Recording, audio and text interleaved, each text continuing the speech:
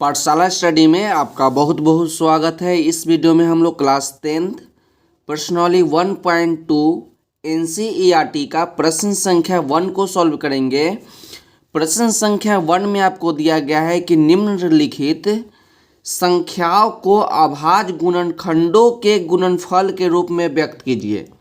तो प्रश्न संख्या 1 में आपका 5 संख्या दिया गया है, जिसमें से पहला संख्या है आपका 140, दूसरा संख्या आपका 156, तीसरा संख्या आपका है कि 3825, चौथा संख्या आपका है 5005 और पांचवा संख्या आपका है 7429। ये सभी संख्याओं को अभाज्य गुणनखंडों के गुणनफल के रूप में व्यक्त करना है। तो चलिए हम लोग बारी बारी से सभी प्रश्नों को सॉल्व करते हैं। तो 1 नंबर प्रश्न आपका दिया गया है 140। तो 140 को हम लोग क्या करेंगे, अभाज्य गुणनखंड निकालेंगे। तो यहाँ पर ही हमने लिख लिया प्रश्न संख्या 1 और 140 को हमको क्या करना है, अभाज्य गुणनखंड निकालना है। तो देखिए 140 जो है 2 के टेबल से कट जाएगा। तो जब 2 के टेबल से लगाइएगा तो आपका कितना बार में कट जाएगा, आपका 7 बार में 14 और 1 जीरो होता है, आप 1 जीरो लगा दीजिए। फिर से आप देख रहे हैं कि 70 जो है 2 से लग जाएगा। तो 2 से कितना बार में लगेगा, तो 3 बार में 6 लगेगा और 5 बार में आपका 10 लग जाएगा। तो 35 बार में लग गया।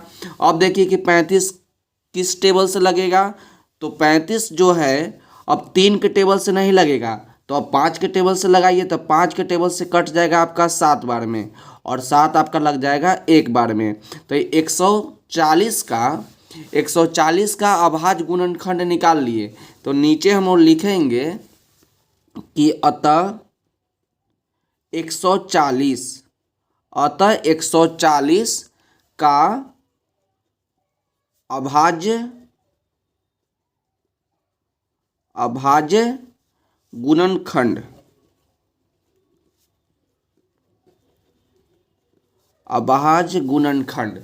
उसके बाद हम लोग क्या करेंगे, इतना तो हो गया। उसके बाद हम लोग 140 है तो यहाँ पर ही 140 लिखेंगे। और 140 का अभाज्य गुणनखंड कितना है, तो 2 गुना 2 गुना 5 गुना 7। तो इसको लिख दीजिए। तो 2 गुना 2 गुना 5 गुना 7। उसके बाद देखिए 2 कितना बार है, तो 2 आपका 2 बार है, तो आप 2 का स्क्वायर लिख दीजिए। 5 बच गया तो 5 लिख दीजिए, इंटू 7 बच गया तो 7 लिख दीजिए और इसके बगल में आप 140 लिख दीजिए। तो यही आपका जो हो गया आंसर हो गया। तो 140 का अभाज्य गुणनखंडों का गुणनफल आपका हो गया 2 का स्क्वायर इंटू 5 इंटू 7। तो यही आपका 1 का सलूशन हो गया। आप 2 नंबर देखिए, 2 नंबर आपका है 156। यहाँ लिख दिए हम लोग 156। अब इसको लगाइए, देखिए कि 2 के टेबल से लगता है कि ना। जब 2 के टेबल से आप लगाइएगा तो 7 बार में आपका 14 लग जाएगा, तो आपका बच जाएगा 1। देखिए इस प्रकार से भी आप लगा के देख सकते हैं। 156 में आप क्या कीजिए, 2 से भाग लगा दीजिए, तो 7 बार में आपका 14 लग जाएगा। आप 5 में से 4 गया तो 1, ऊपर से उतारिएगा 6, 8 बार में आपका 16 लग गया। तो पूरा आपका कितना बार में लग गया, आपका 78 बार में लग गया। तो आप 78 लिख दीजिए।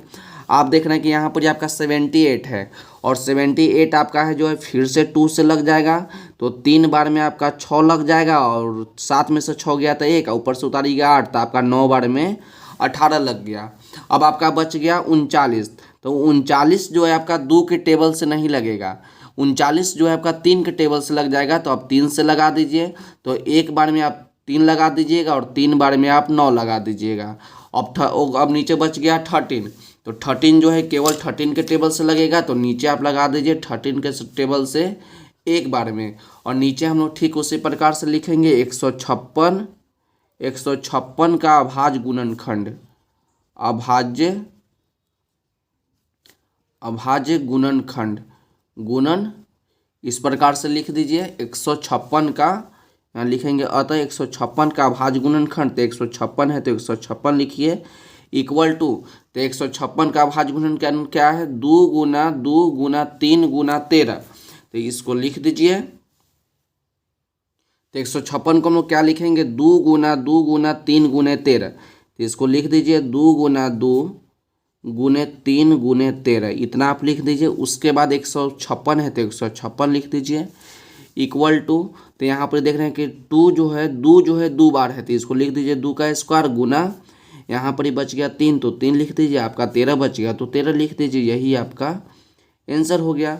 तो प्रश्न संख्या 1 आपका यहाँ पर ही हो गया, आप देख सकते हैं, और प्रश्न संख्या 2 जो है यहाँ पर ये हो गया। तो दोनों प्रश्न को हम लोग बहुत ही अच्छे तरीक़ा से सॉल्व किए।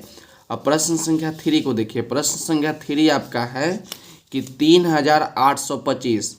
अब 3825 को भी अभाज्य गुणनखंडों के गुणनफल के रूप में व्यक्त करना है। तो प्रश्न संख्या हम लोग 3 को देखते हैं। अब 3825 का हमको क्या करना है, अभाज्य गुणनखंड निकालना है। तो देखिए कि आपका 3825 जो है 2 से नहीं कटेगा। अब देखते हैं कि 3 से कटेगा कि नहीं। तो इसके लिए हम क्या करेंगे, डिवाइड लगा लेंगे और चेक कर लेंगे कि आपका ये कट जाता है कि नहीं। तो एक बार में आप 3 लगाइएगा, बगल में आप देख लीजिए, एक बार में आप 3 लगाइए, कट जाएगा, ऊपर से 8 उतारिएगा, तो 2 बार में आप 6 लगा दीजिए। तो 8 में से 6 गया 2, ऊपर से उतारिएगा आपका 2, तो 7 बार में आपका 21 लग जाएगा। फिर आपका 2 में से 1 जाएगा 1, ऊपर से उतारिएगा 5, तो आपका 5 बार में 15 लग जाएगा। तो आपका जो है 3 से इसमें भाग पूरा लग जा रहा है। तो हम लोग लिखेंगे यहाँ पर ही 3, और 3 से कितना बार में लग गया, तो 3 से आपका लग गया 1275 बार में। और फिर से देखिए कि 1275 जो है 3 से लग जाएगा, क्योंकि जब इसको 3 से आप लगाइएगा तो 4 बार में 12 लग जाएगा, यहाँ पर ही बच गया 7। तो 2 बार में आप 6 लगाइएगा, तो 7 में से 6 गया तो 1, अब ऊपर से उतारिएगा 15, तो आपका 5 बार में 15 लग जाएगा। तो अब यहाँ पर ही बच गया 425। अब 425 जो है 3 के टेबल से नहीं लगेगा, और ये आपका 4 के टेबल से भी नहीं लगेगा। अब इसको 5 के टेबल से लगा देते हैं।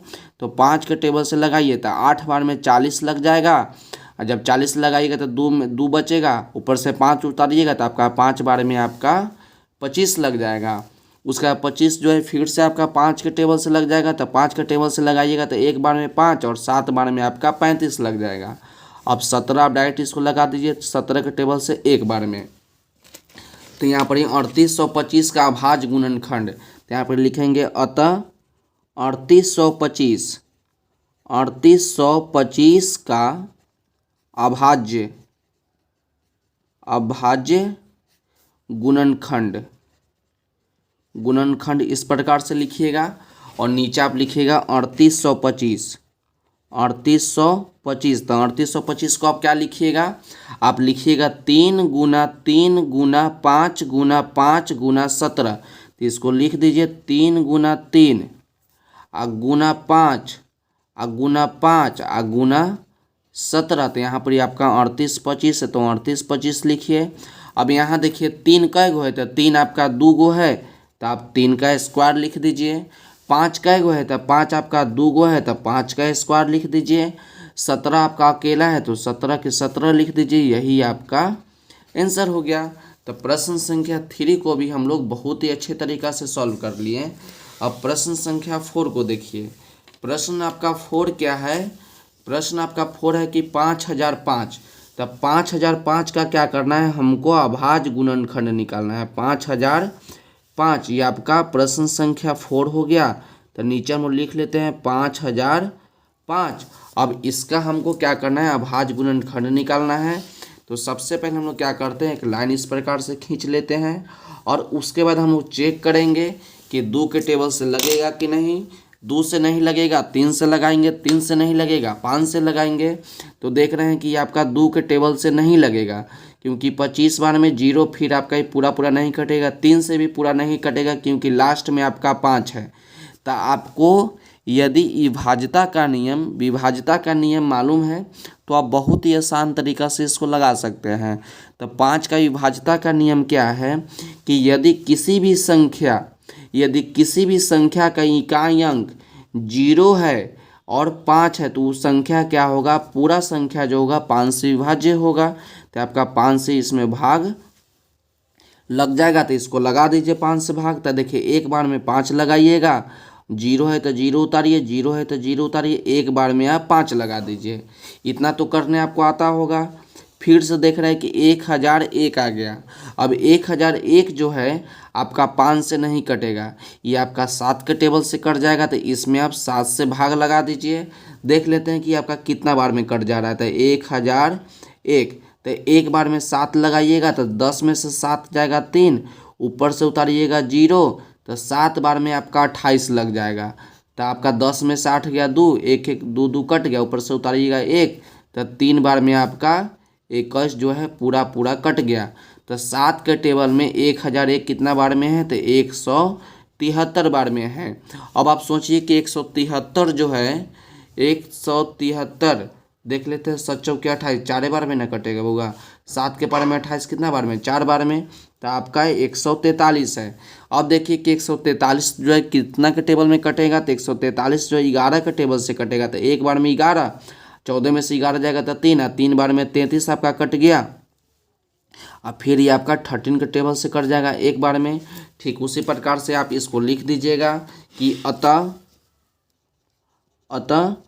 5005 का अभाज्य गुणनखंड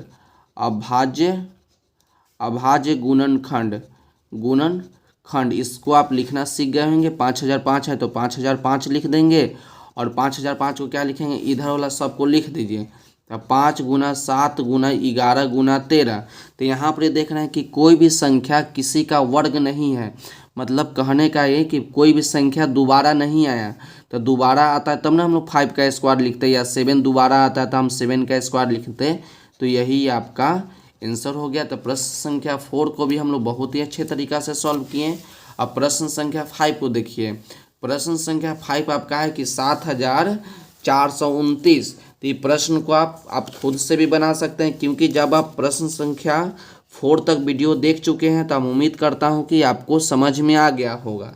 तो आपको समझ में आ गया होगा तो आप अच्छे तरीक़ा से प्रश्न संख्या 5 को बना लीजिएगा।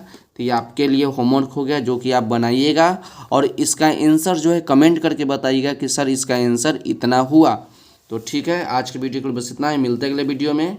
यदि वीडियो अच्छा लगा हो तो वीडियो को लाइक करिएगा और चैनल को सब्सक्राइब भी कर दीजिएगा।